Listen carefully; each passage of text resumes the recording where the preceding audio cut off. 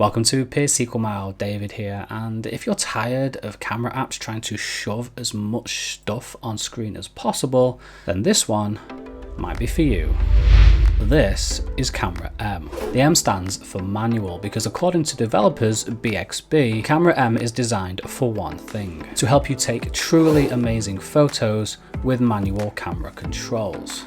Sounds good to me. So you might be asking, where are the manual controls? Well, instead of trying to cram everything onto one single viewfinder, Camera M splits up the viewfinder into three separate screens: the focus screen, the exposure screen, and the white balance screen. And each one has its own set of features specifically designed to, as they say, help you take truly amazing photos. Well, there's technically 4 screens. There's also the one that Camera M launches into, which has no manual controls on it whatsoever and is called the default screen. So let's take some photos and I'll walk you through each one, starting with the default screen. The default screen is empty and allows you to do 2 things: tap to focus and adjust the exposure compensation. And that's it. So yeah, let's quickly move on because you're not interested in Camera M for its default screen that has no manual controls. So let's move on to the focus screen. Everything you do here only affects the focus. Nothing you do affects the exposure or the white balance. You can swipe up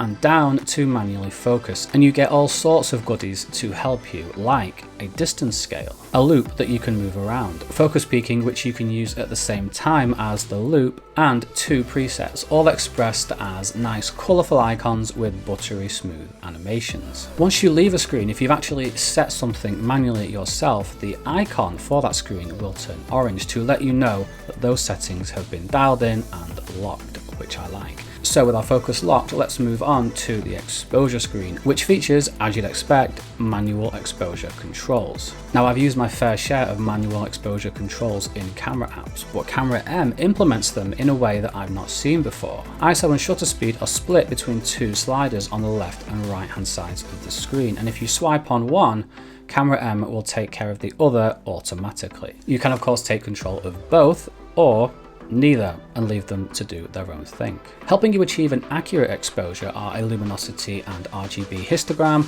clipping warnings, and a light meter. Very exciting to see a light meter. Don't I look excited? I've been waiting for a while to see a good old-fashioned meter make its way into a camera app, and I know this isn't the first time that a meter has made its way into a camera app, but this is the first one that I've used properly. Finally, you have the white balance screen, which you can leave in full auto again if you like, but if you do, you will miss out on all of the great tools that are in here to help you, like the 2 slider interface, one for Kelvin down the side and one for tint on the top. You also get 5 presets, but the coolest thing about the white balance screen is the eyedropper tool. Position it over a neutral color, or the most neutral one you can, and there's your white balance.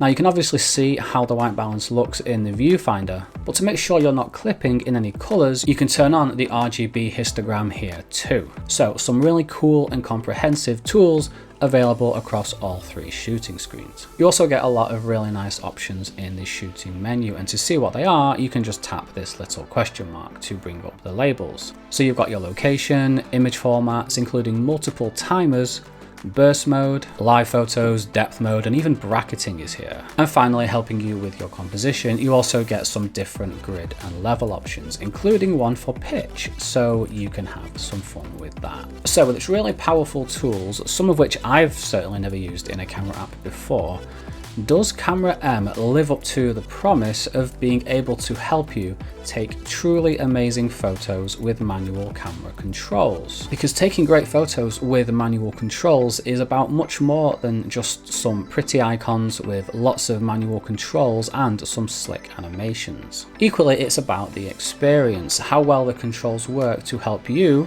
the photographer, select your desired settings and actually capture the photo that you want. Usually pro camera apps achieve efficiency by having as much on screen as possible, so you can see every control at once and you can access everything with just a single tap. So when I first opened Camera M with its modular approach, it felt like a puzzle. And it took a while for me to figure everything out and for muscle memory to kick in. And because Camera M is modular, because it splits everything up, when you're in the exposure screen, for example, as I mentioned, you can't do anything to do with your white balance and your focus and vice versa. So you really do have to move between the screens. So I was thinking, even when I do get used to this thing, it's going to be an absolute nightmare when I'm out shooting, having to switch between the screens. So before I'd even properly used the app, I was mentally preparing myself for my review to be about how Camera M is colourful but cumbersome. Great for people who really want to methodically take their time and work their way between the screens, but not so good for people running and gunning. But I'm happy to admit, I was wrong. Quite a lot wrong. You see, when I actually took Camera M out shooting properly, very little of what I initially thought was actually true. Instead of constantly switching back and forth between screens, I set my white balance with the eyedropper, I left my focus in auto, and then I spent 99% of my time in the exposure screen with ISO under my left thumb and shutter speed under my right. And since I leave my ISO at pretty much always the same thing, at the lowest I can get it, my left thumb hardly did anything. And for a lot of time, that's how I was able to shoot. The autofocus was intelligent enough to focus where I wanted it to, and quickly having to jump over to the white balance screen to change the white balance was fine. And there was more than enough exposure guides to help me choose the right settings. And I was really keen to try out this exposure meter, so I tried using it just solely, just by itself, and I was hoping it would be just this magical meter, this magical experience that would allow me to turn off the histogram, turn off clipping, and just watch the exposure meter. But no, it performed in line with how I expect, a single exposure guide to perform. You can't rely solely on it, and when I shot with just the meter on by itself, yeah, my shots didn't turn out exactly the way I wanted them to. So that's not a slight on the meter, that's just what happens when you try to rely on one single exposure guide, especially an 8-bit exposure guide. Anyway, I also like how you can tap and hold to reset a screen back to auto so you don't have to leave what you're doing. Very convenient, and a lot of Camera M just feels very, very well thought out like this, and it all just adds up to an overall great experience, especially in landscape. If you hold your phone like this, like a console controller, your two thumbs can work in tandem to breeze around the interface and get things done very quickly. And I'm not sure if anyone is going to actually have a proper use for this, but there's also a ton, like a load, like the most I've seen anyway, of Siri shortcuts built in to help you not only like launch the app into a certain thing, but also to move around the app and the various different screens while it's actually open. For example, hey Siri, focus screen. Hey Siri, white balance screen. Hey Siri, exposure screen. Hey Siri, capture photo. Hey Siri, see last photo. Hey Siri, switch to ultra-wide camera. Hey Siri, switch to telephoto camera. So it's pretty cool, but again, I'm not sure where the actual practical application is for this. But I praise the developers for putting all of this in, like trying something different, something new, and succeeding. But if you like the look of Camera M and you want to give it a try, then there are some things to get used to, because it's not without its quirks and its learning curve. Take focusing, for example. When I had to leave the exposure screen to adjust the focus myself, it took a couple of extra taps I was used to, which was fine. But then I made the mistake of not switching back to autofocus, because I could see that the focus was locked with the orange icon, but my new composition still looked like it was in focus in the viewfinder. So I lost a few images, but that was my mistake. I'm not blaming Camera M for that. It's just something to get used to.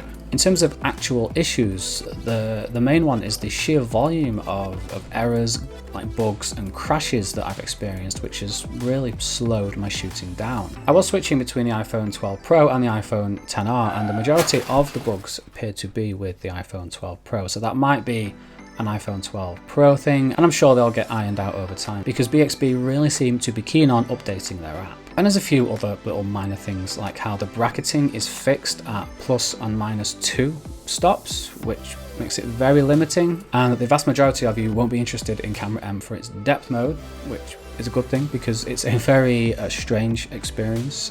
It's quite buggy, both on the brand new 12 Pro, which you can expect kind of, but also on the older 10R as well. It was a very inconsistent, quite strange experience. So to be honest, I'd just get rid of depth mode, and I'd either make bracketing manual, or I'd just get rid of bracketing and live photos, and instead just focus on getting rid of what is causing these crashes, and on just being the best manual camera experience on iOS. So Camera M then, at first it seems like it's going to be one of the most cumbersome and clunkiest and frustrating camera apps of all time. And then it turns out it's actually one of the most fun and efficient. And at $3.99, yeah, this thing is $3.99. It is the bargain of the moment on the App Store. And since people have been complaining, how dare you, complaining that I don't definitively state whether or not I recommend something, I will say this. I recommend Camera M for those who want a beautifully designed, well thought out camera app with fun and efficient manual controls. Is that definitive enough for you? So tell me, what is your main camera app? Comment below, and if I see some that I don't recognize, or I see some that I've not used or tested, I was thinking of doing like a live reaction / review to a lot of different camera apps, so you can see like my genuine first impressions of things. You can see me figuring out different apps, like the thought process and things like that. So I think that will be quite fun. But in the meantime, thank you so much for watching. As usual, stay curious, take care, and Ozibuna. The focus screen, the exposure screen, and the something screen, which the white balance screen. Okay,